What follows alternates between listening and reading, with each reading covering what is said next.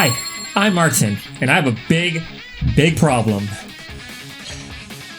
This is the pile.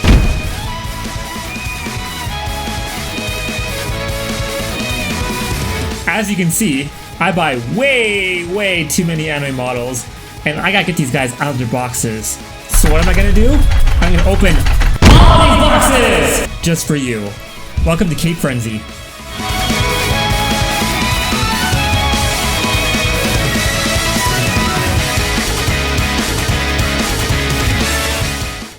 It's got tons of little foam boxes! Lots of little foam! Ah!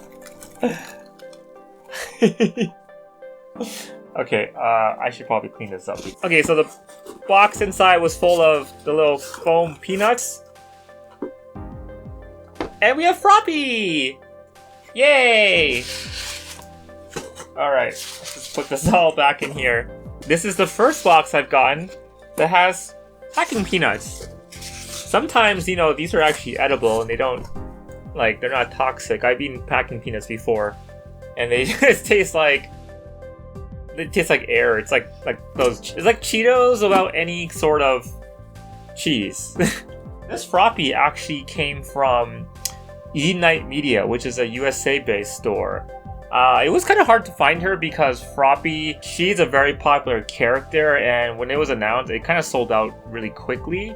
And now you can still find her for around like $40 on Amazon, but that's like double the price that she's supposed to be at. So Froppy's box, it's nice, bright, and green. It's got Froppy's image on the front with her trademark colors, yellow, black, and green. On this side, we have a picture of Froppy's face. And on this side, we have a picture of Froppy again, red and black? Yeah, red and yellow on different sides. That's quite nice as well. And then on the back, we have Froppy along with the information that she is figure A in this set. As I mentioned before, the Age of Hero line now has sets. So figure B in this line is Uravity, also known as Ochako, who I've mentioned quite frequently on this show. I should really get Ochako because I mention her so often, but I don't even have her on my shelf. So this box, it's pretty plain. It's green. It kind of reminds me of Celtic colors just because it has the green and yellow. So that's kind of nice. It doesn't really have very much going on for it. It's just like Denki's Age of Hero box. It's just a bunch of pictures. The way they can bring the cost down on these figures usually is making the box really plain. Probably like, again, like a 6 out of 10. It's not super interesting, but, you know, it does the job. It tells you what you're getting. Let me show you that side again. Froppy's box has some tape up top, tape on the side, on the top corner. I bet this is in a coffin box. There's no way it's not in a coffin box. And it's in a coffin box. Okay, yeah. Inside the box, it also has the QR code as before on the other figures. The packaging, well, first off, check out the tape job. It's super nice. Look, it's just sticking out like that. They totally took their time. It's not even covered all the way across. The other box, like, other packaging was all the way around. This one is just like that. It protects the figure, but like it doesn't get anything really impressive in terms of packaging. I mean, like, she can just fall out like that.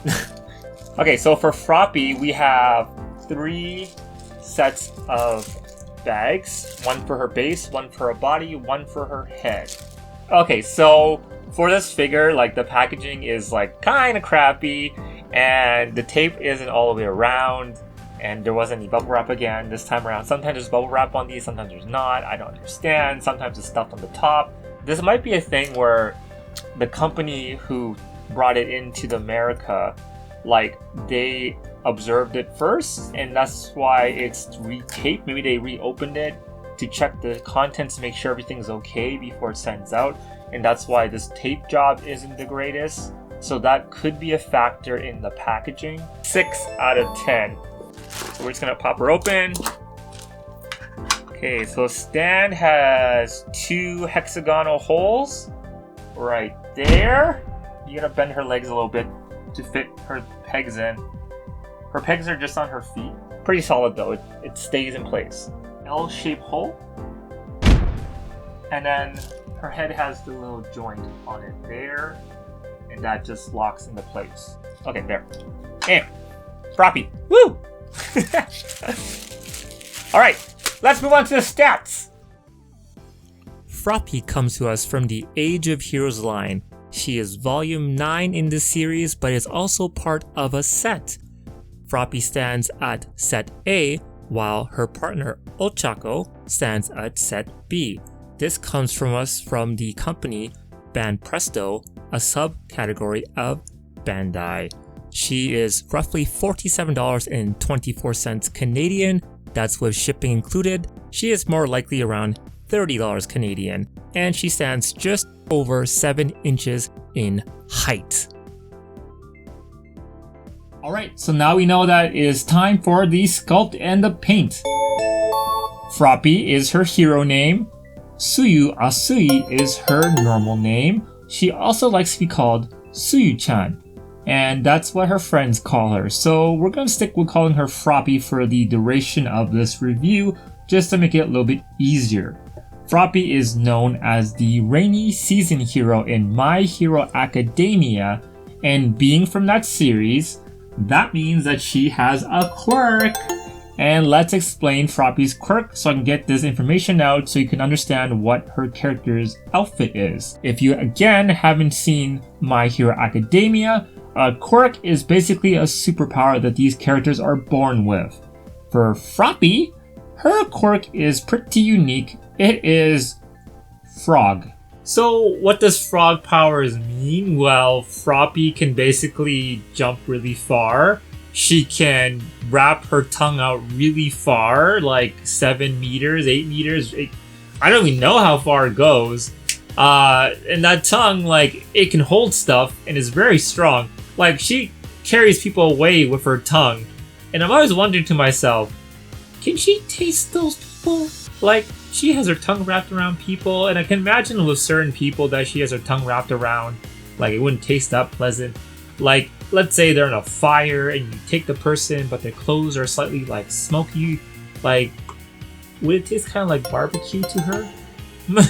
So, Froppy is based on a frog, in which is why her color scheme is mostly green, and why she's wearing the clothing she is, which is basically a wetsuit and swimming goggles.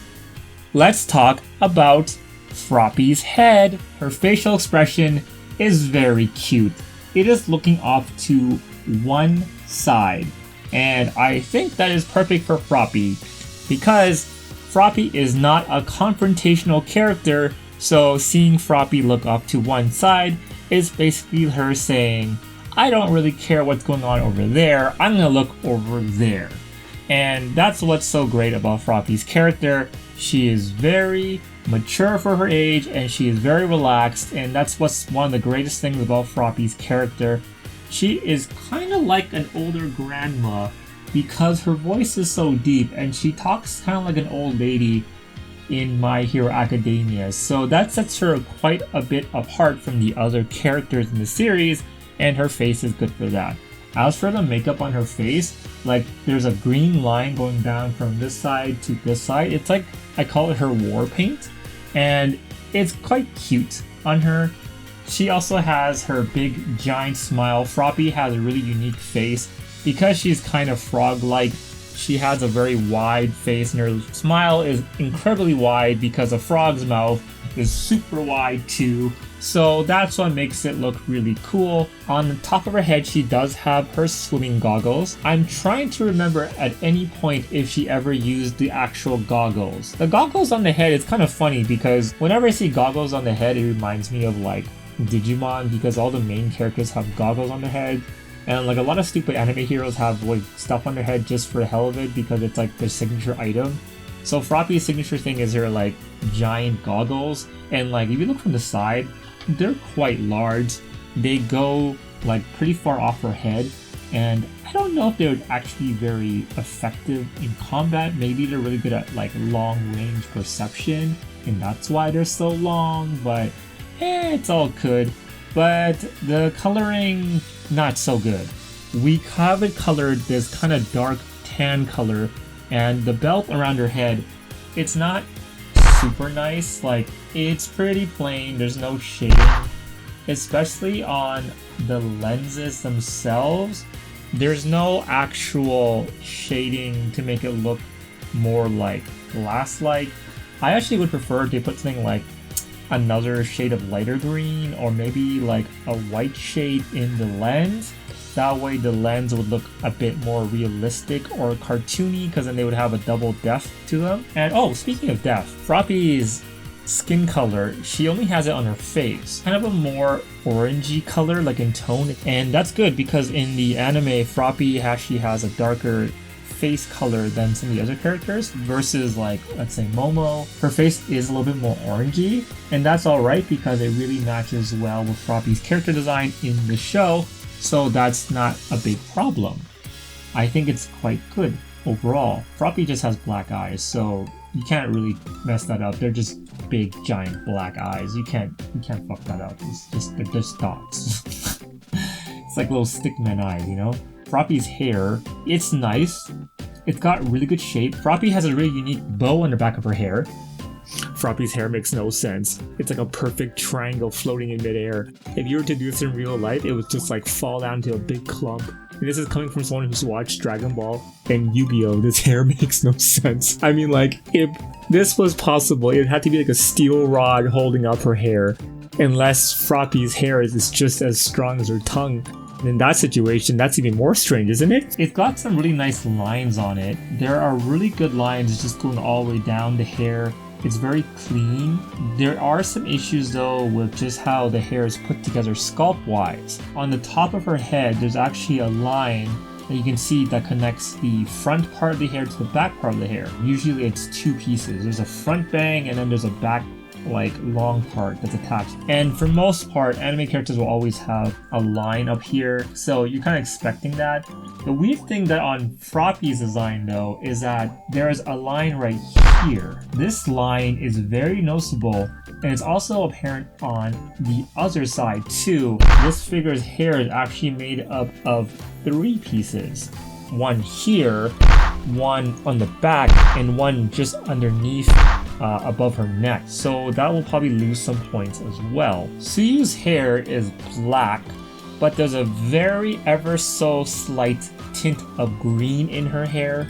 But in the light, it has a cool little shine to it. So that's really nice as well.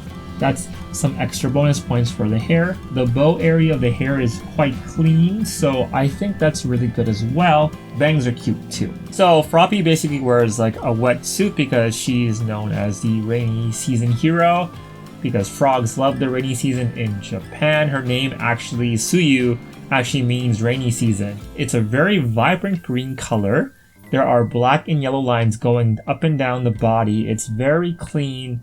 There aren't any kind of paint blotches on any of the lines, so that's really good. Her boots have a brilliant dark black color. It is very black compared to her hair. You can actually see the offset of the hair versus the boot. How I told you that there's a slight green variation in her hair. You can actually see it because the boot itself is pure black, but the hair is not. I think the only problem I have with her suit is there's a random fold on her stomach. A wetsuit is usually kind of skin tight. I don't know. It just kind of looks off. It makes sense from how she's posed because she's kind of bent forward. This pose is also kind of awkward because she's like tippy-toe and her arms are back, but they're also open, but her hands are facing backwards. So it's kind of a weird pose. Froppy does stand weird. Like most of the time when Froppy's walking around, she stands like this, kind of like a bunny. And I mean, we have a bunny hero. We have Mirko, and Mirko doesn't really stand like this, but Mirko's not really like a bunny, or maybe because she's an awkward teenager. But like, I don't know, the way she's standing is kind of weird, and that's one of the things that was kind of off-putting about this model when I bought it. There are better Froppies out there. Like there's one from Takara Tomy that's really pretty. It actually got a reissue in pre-order, so you can still get it now. There's also a really cute nendoroid you can pick up. I mainly picked up this Froppy just for now. Again, I'm just collecting the My Hero figures in general. So the cheaper I can get them, then the better, because there's a lot of characters. And again, if you're collecting a large amount of characters, maybe it might be better to like buy slightly cheaper characters and buy more expensive ones for ones you like. As for her accessories, her belt up top here, her little latches, normally it's a really clean design and there's not much to say. There's 2 buttons on each side and there's a belt on the inner side, but it's supposed to be smooth all the way around, but she has the exact same problem that Momo has, which is one side is finished and smooth, the other one is not. There's a very distinctive line. You will see that line and it will drive you crazy because every time you look at that model, you're going to think about that one line that's off. I can be okay with seams, but with lines that are like on things that aren't connected as like 2 separate pieces connected together, it shouldn't be there. So that will also lose a point in sculpt. Froppy's body is overall pretty decent. She's got really skinny arms and that's just Froppy herself. Her gloves are humongo. Because it's tan and it's not smooth, the gloves don't look like fabric, they look more like rocks. Actually, come to think of it, Froppy's underwater a lot and like her gloves are humongous and they have this huge opening on top. So does that mean that the water just like fills her glove up when she's swimming? Because that doesn't seem very useful. Which is like, why are you wearing gloves then? Kinda look more rock-like instead of fabric-like in my opinion. There's also some weird discoloration on the gloves itself. To me, that looks a lot less clean than it would if it was just a line instead of being another piece on top of the line, making the line more relevant. The green belt buckle is the same color as her suit. It's kind of hard to tell. It's kind of plain, so not really well painted. It doesn't have any shading on it. The boots are clean. They're very dark black. The patterning is nice.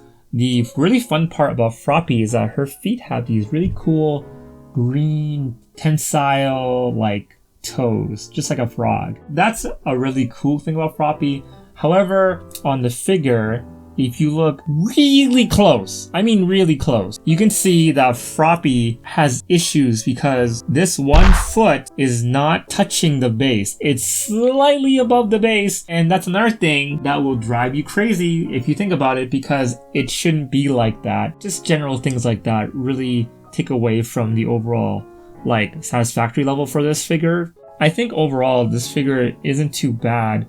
Like, there's not much else to say about Froppy as the character's design. So for every one of these models, the head fits on slightly different, and they don't always follow the same thing because of how the designs are. So this one has a peg up top, while like Momo's one had like a peg on her neck. But I just thought it would be really funny if I put Momo's head on this body, and I was fucking, if you just put Momo's head on this, this looks so stupid. It looks so weird. Oh yeah, that's good. I like it. It's great. So this one's a little bit more loose than usual. The sculpt on this deserves like a 7 out of 10, while the paint job is also pretty much a 7 out of 10 as well. It's pretty okay. It's a nice figure if you're looking to collect something like Froppy, but a little bit cheaper, so overall it's not bad. There's great things about this model and there's bad things about this model. It's got a great price point, it has really awesome hair, the expression is great, the colors are vivid. The only major problem is that we have a couple different splotches here and there, but it's not really a big deal. Overall, it's a pretty good model for the price. Final score, 64%. So, compared to the 4 figures that I have opened, these My Hero figures definitely have a ranking. The Age of Heroes line, Momo and Froppy, are okay, but there's definitely some very similar issues with them, which is the weird posing and the unfinished lines. The Amazing Heroes line are a bit more dynamic in posing and cleaner in terms of painting and sculpt, so those are quite good. The Zoke Academy Figure Coliseum line is slightly more expensive by like $1, but they are definitely more advanced, and they definitely have way more going on for them, color, sculpt, and pose-wise. So if I'm going to recommend one out of these 4 characters, the Zoke Academy line is thus far the best. However, there is a couple different My Hero figures coming out. I don't know why they keep doing this, but for the Bandai toys, they have like 8 or 9 lines of the same series of heroes. So like there's another line coming in called the Heroes versus Villains line for season 5, and those figures look incredible, especially Endeavor. Endeavor is super sexy. This is a very sexy model. I'm kind of looking forward to getting that Endeavor instead of the one that came out for the Age of Heroes line. But there's so many variations of these models, so your best bet is to definitely take a look at all the other models that are coming out or are currently announced before you buy a My Hero figure. Again, being such a popular series, there's going to be lots of models being made and toys and action figures, so make sure you do your research before you buy. I hope that this video helps you in your purchasing of these figures and maybe helps you decide which one you want to get. So that is it for Cate Frenzy this week. If you want to see more, I have more videos which you can see right after this message. Bye!